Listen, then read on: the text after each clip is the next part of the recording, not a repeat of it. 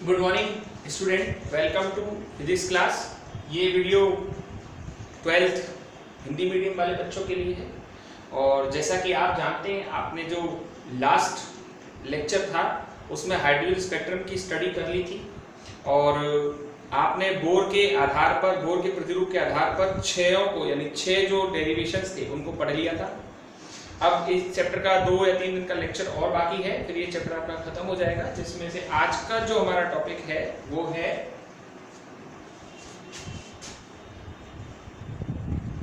आयनन ऊर्जा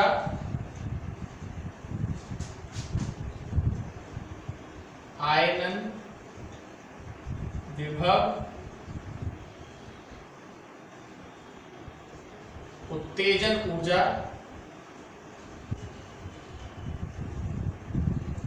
उत्तेजन विभव,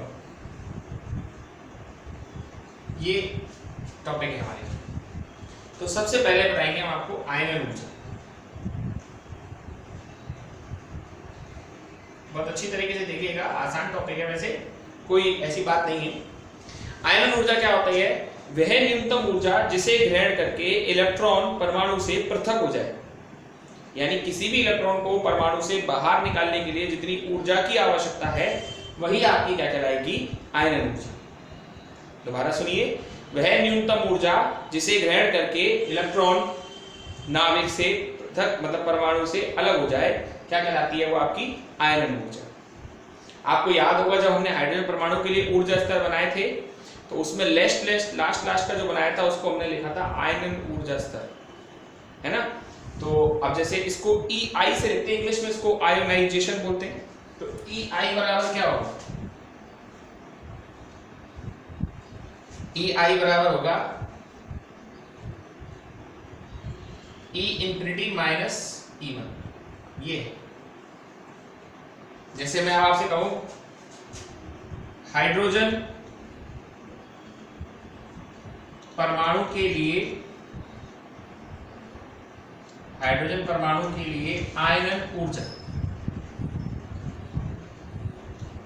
ठीक है। तो EI बराबर इंफिनिटी, अनंत पर ऊर्जा कितनी होगी? 0, आप जानते हैं, माइनस, और पहले में ऊर्जा कितनी है? माइनस की 13.6 इलेक्ट्रॉन वोल्ट। तो EI बराबर कितना आया?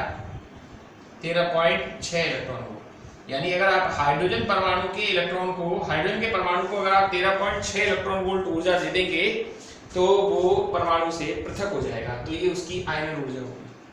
आई थिंक आप सभी बच्चों को समझ में आ गया होगा।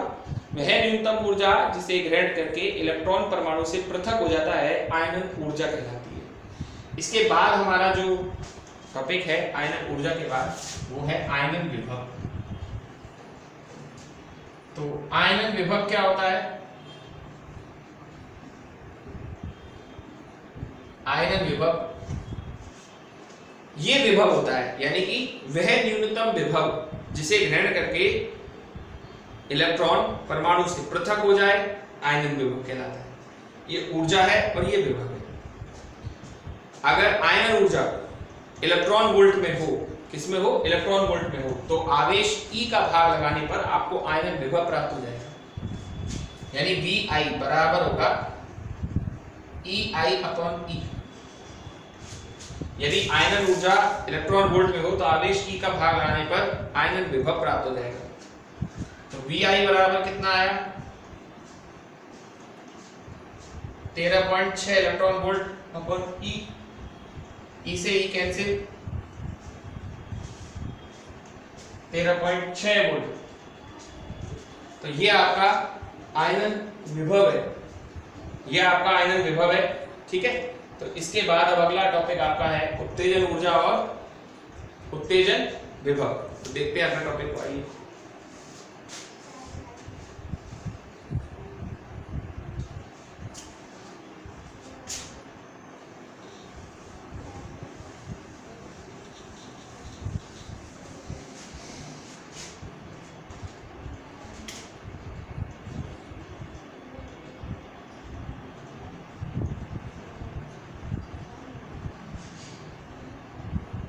उत्तेजन ऊर्जा क्या होती है?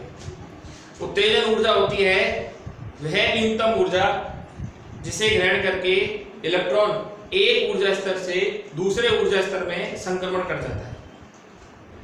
वह न्यूनतम ऊर्जा जिसे ग्रहण करके इलेक्ट्रॉन एक ऊर्जा स्तर से दूसरे ऊर्जा स्तर में क्या कर जाता है, संक्रमण कर जाता है, उसको बोलते हैं उत्तेजन ऊर्जा। वो आपकी उत्तेजन ऊर्जा होगी। जैसे इसको अगर हम लिखें तो ई से लिखते हैं। उत्तेजन का मतलब एक्साइटेशन होता है, और ये E2 माइनस E1 होगा। E2 माइनस E1 भी ना लिख के इसे आप EN2 माइनस EN1, ये सबके लिए अलग अलग होगी भाई। जैसे मैं कहूं हाइड्रोजन परमाणु के लिए, हाइड्रोजन परमाणु के लिए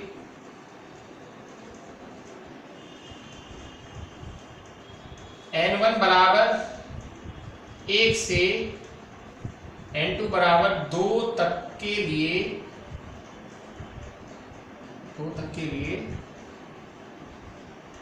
उत्तेजन ऊर्जा,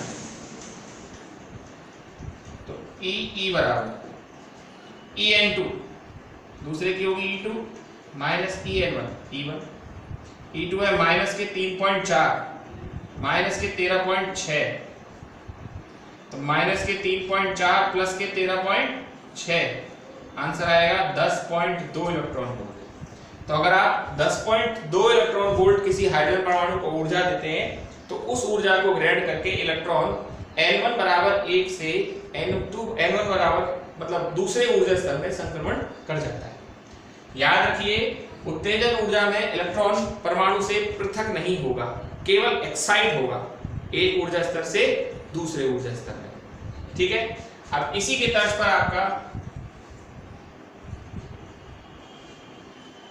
उत्तेजन विभव,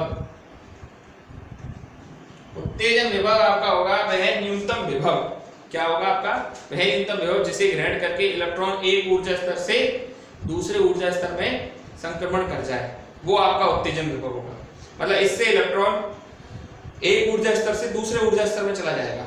और अगर वही जैसे पहले बताया था, अगर उत्तेजन ऊर्जा इलेक्ट्रॉन वोल्ट में हो तो उत्तेजन ऊर्जा और इलेक्ट्रॉन के आवेश E के अनुपात को उत्तेजन विभव कहते हैं। VE excitation, EE upon E।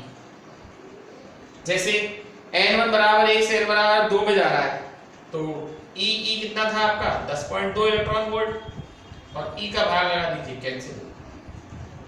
तो उत्तेजन विभव कितना हुआ आपका? 10.2 वोल्ट।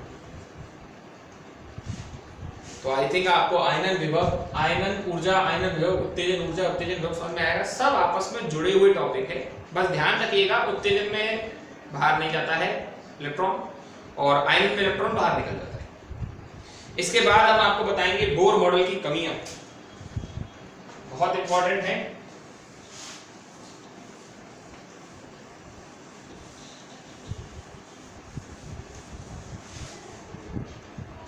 देखिए,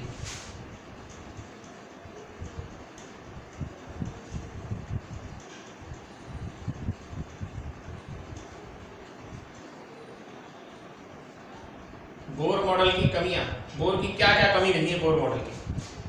ठीक है, सबसे पहली कमी बोर मॉडल की, बोर का मॉडल केवल ऐसे परमाणुओं के लिए उपयुक्त है जिनमें एक इलेक्ट्रॉन हो। यानी ये मॉडल केवल मोनो एटॉमिक ऐसे परमाणुओं के लिए उपयुक्त है जिनमें केवल एक इलेक्ट्रॉन हो। एक इलेक्ट्रॉन किसमें होगा?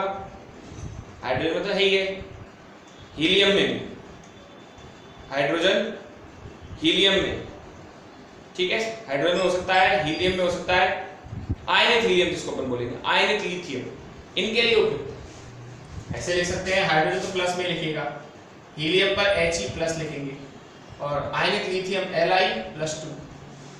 ऐसा करने पर इनमें एक इलेक्ट्रॉन ही रह गया। इनके लिए तो ये बेस्ट है मॉडल, लेकिन अगर संख्या बढ़ती है इलेक्ट्रॉनों की तो ये मॉडल फेल है। दूसरी बात, बोर मॉडल के अनुसार ये बताया गया था इलेक्ट्रॉन नाभिक के चारों ओर वृत्ताकार कक्षाओं में चक्कर लगाता है।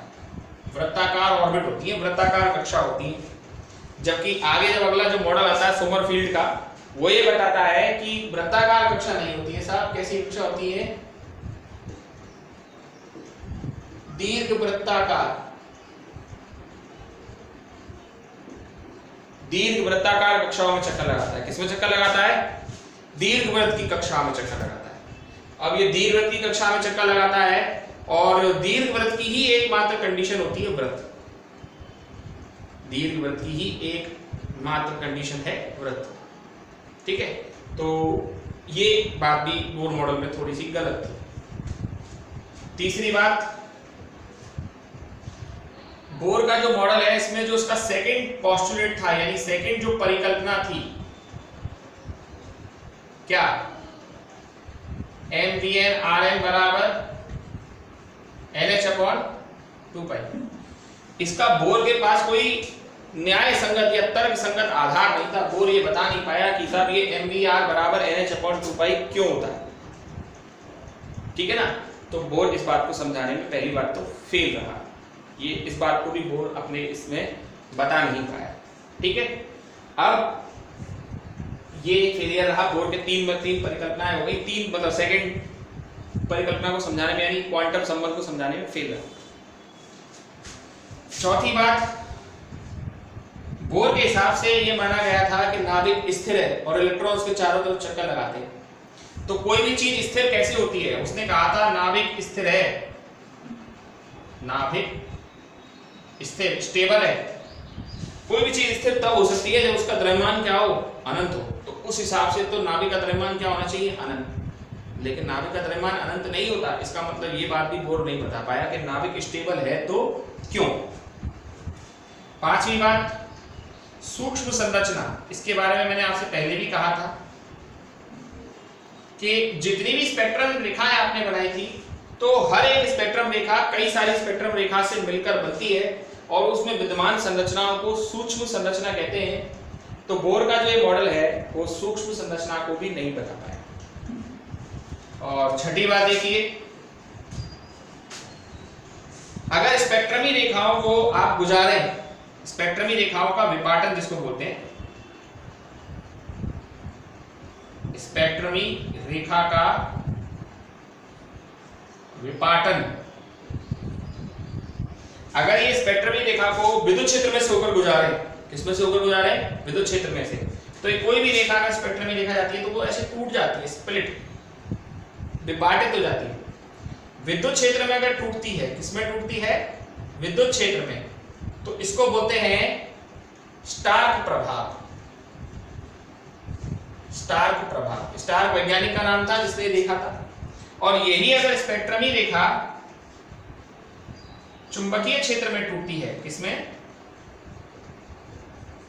चुंबकीय क्षेत्र में टूटती है, तो उसको बोलते हैं ज़ीमान प्रभाव। तो ये बोर का 6 फेलियर थे। तो आज आपने बोर के फेलियर पढ़े और आपने पढ़ा आयनन ऊर्जा, आयनन विभव, उत्तेजन ऊर्जा और उत्तेजन विभव। आज का बहुत इजी टॉपिक है, कोई खास डेरिवेशन नहीं है। अब एक लास्ट लेक्चर रहेगा इस चैप्टर का, यानी ये कल चैप्टर आपका फिनिश हो जाएगा। Okay, that's all for today.